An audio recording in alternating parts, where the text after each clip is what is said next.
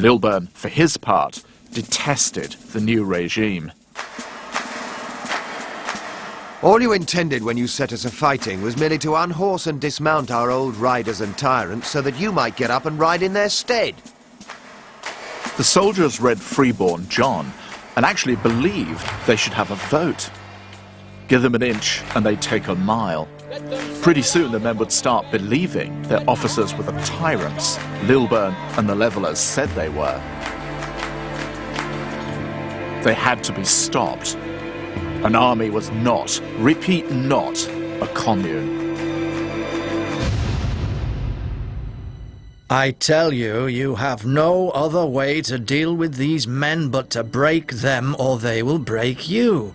Yea, and bring all the guilt of the blood and treasure shed and spent in this kingdom upon your heads and shoulders, and frustrate and make void all that work that with so many years' industry, toil and pains you have done. I tell you again, you are necessitated to break them. Off to the tower went the Leveller leaders, like so many traitors. But then something astounding happened. A petitioning campaign to demand the release of the Levellers was mobilised in London by Leveller women. Now, for the Puritans, the cardinal virtues of women were silence and meekness. But these women were shameless, obstinate, loud-mouthed, and, it has to be admitted, brave. Leveller women had always been involved in the movement's political campaigns. Elizabeth Lilburn had been politicised through her efforts to spring her reckless husband from one prison or another.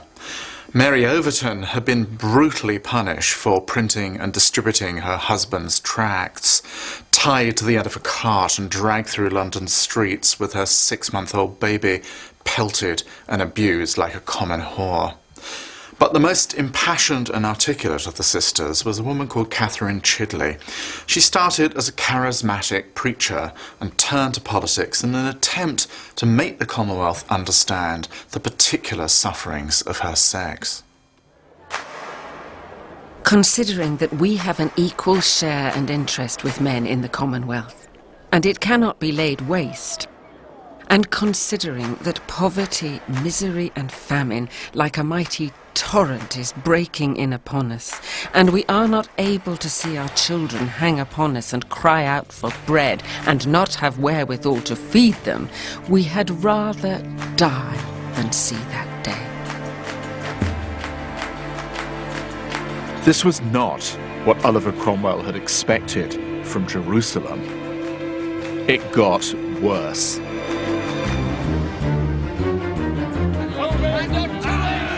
In May 1649, some hundreds of soldiers mutinied and tried to combine forces in Oxfordshire.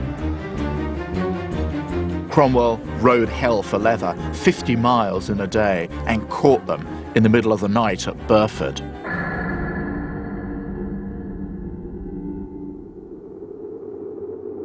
One of the prisoners, Anthony Sedley, locked in the church, expecting the worst, carved his name into the font. The next morning, 3 of his comrades in arms were led out into the churchyard and shot.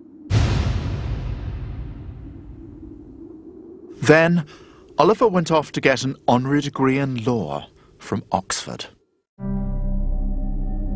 And he made sure that the mutinous soldiers were shipped off to a place where they could vent their frustration on someone else. "Angry, are we?"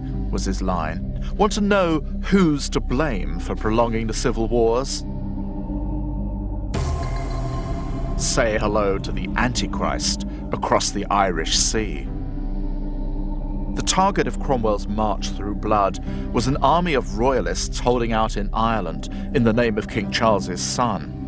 In fact, it was as much Protestant as Catholic.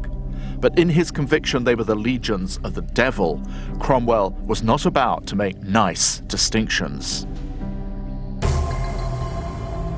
At Drogheda, on the main road between Dublin and Ulster, he made it only too clear what he had in mind. There's no point sidestepping this horror, is there? This was Cromwell's war crime. An atrocity so hideous it's contaminated Anglo-Irish history ever since. But we need to get right just what this atrocity was. What it wasn't was the indiscriminate butchery of women and children. No eyewitnesses ever claimed to have seen any such thing. But what Cromwell did order, unhesitatingly and without any mercy, was in any case an act of unspeakable murder.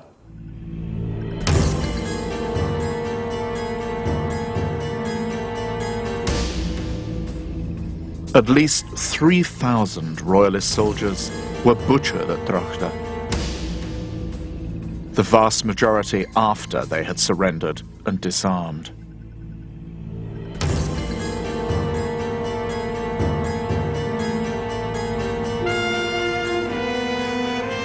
At St. Peter's Church, Cromwell had his soldiers burn the pews beneath the steeple to smoke out the defenders, who were incinerated in the flames.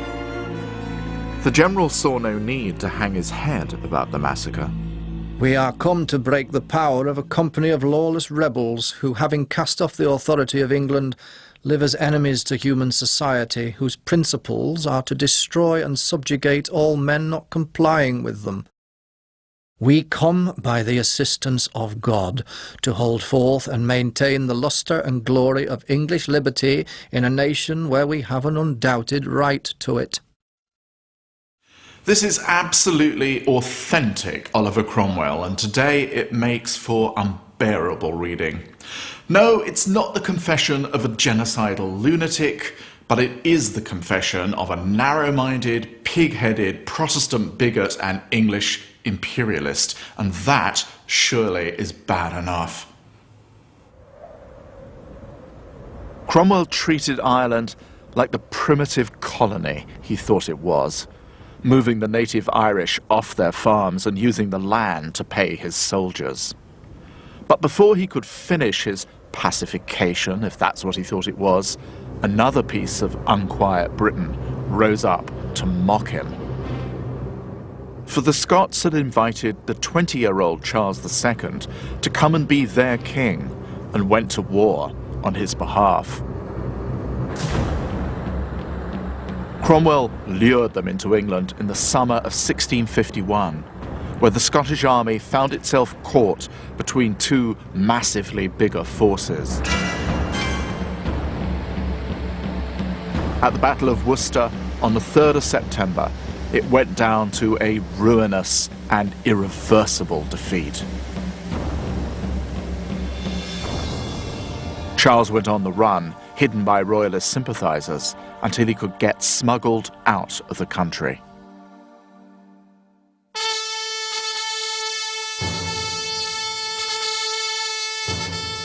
So when Oliver Cromwell returned to London in the autumn of 1651, it was as an English Caesar, the like of whom had not been seen since the days of Edward I.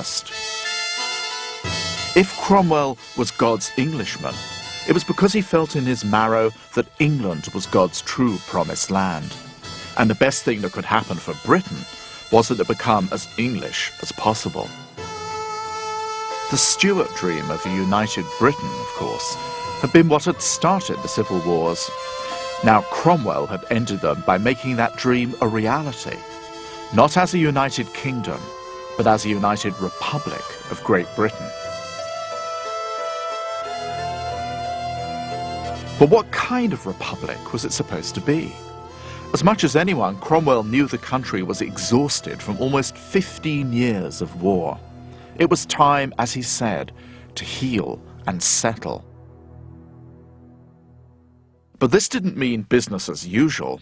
Surely God didn't mean for so much blood and treasure to have been spilled, only so that ungodly lawyers and money brokers could get richer. And that seemed to be the way things were going under the government of the Parliament, the keeper of the liberties of England, as it styled itself. It still sat as it had when its members had been purged by the army to allow the trial of the king to proceed.